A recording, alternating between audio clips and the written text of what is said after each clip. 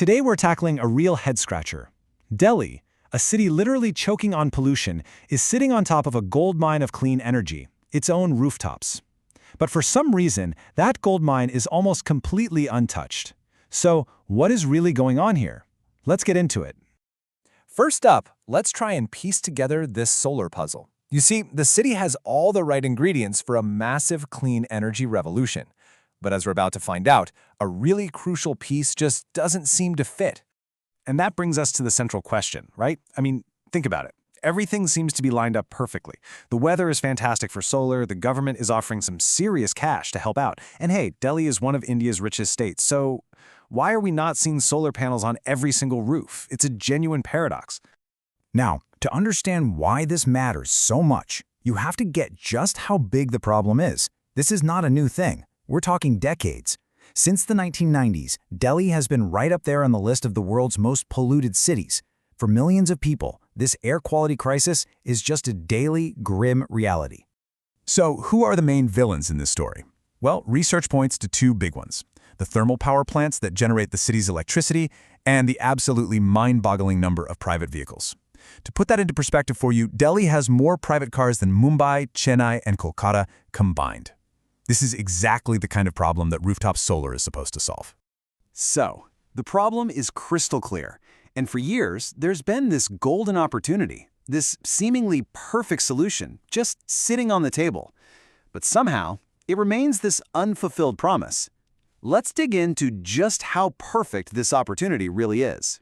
The first piece of the puzzle is just nature. Delhi is blessed with somewhere between 250 to 300 sunny days every single year.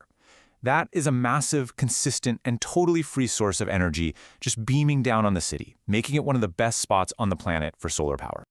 And you know, the government is definitely pushing for it. There's been a huge investment, a whopping 24,000 crore rupees nationally, just for manufacturing the equipment. And for people like you and me, there are some incredibly attractive subsidies. The PM Surya Ghar Yojana, for example, can knock off up to 78,000 rupees from the cost of a typical system. The money's there. Which of course brings us right back to our big paradox. We've got the sun, we have the technology, and there's a ton of financial help on the table. So what is the roadblock?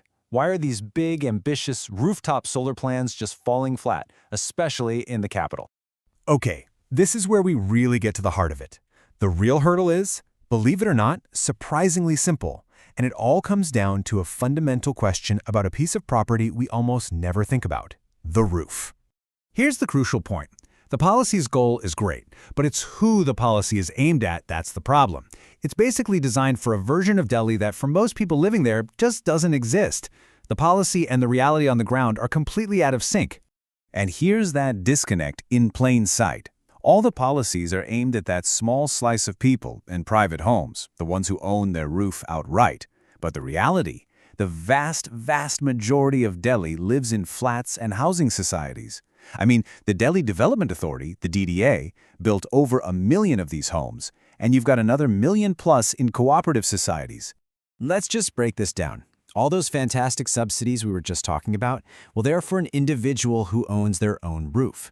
But if you live in a block of flats, the roof is a common area. No single person owns it, which means no single person can apply for the subsidy and put up a solar system. The policy is just missing its target completely.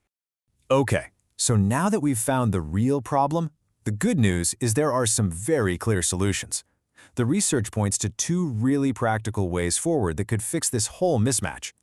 So here they are, path number 1, the Delhi Development Authority. It actually still owns the roofs on over 1 million of the properties it built. So it could just take the lead and install the solar systems itself.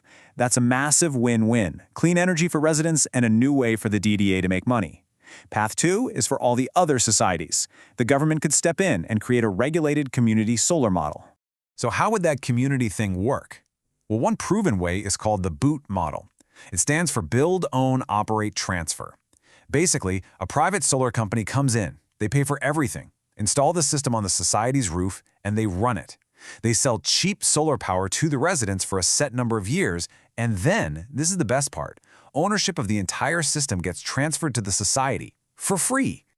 But the key to making this fair for everyone is regulation. The source we looked at suggests a really simple but powerful rule: set a price cap. For example, you could mandate that a solar company using this model cannot charge residents more than a fixed rate, say 2 rupees and 90 paise per unit. This guarantees that residents get cheaper electricity, making it an absolute no-brainer for the whole community.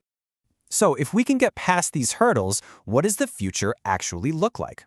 Well, it's about way more than just cleaner air. It's about building a capital that is truly self-reliant when it comes to its energy. And that is the ultimate prize. Just imagine a Delhi that isn't dependent on polluting power plants hundreds of kilometers away. A city that powers its homes, its businesses, its electric cars with clean energy that's being generated quietly, just a few floors up. That's the vision that fixing this simple paradox could unlock. And that really brings us to the final question, one that brings it all back to the community level. The solution isn't just about big government policy changes. It's about communities recognizing this incredible opportunity. The path is clear, and the technology is ready. The only question left is, will people actually come together and make it happen?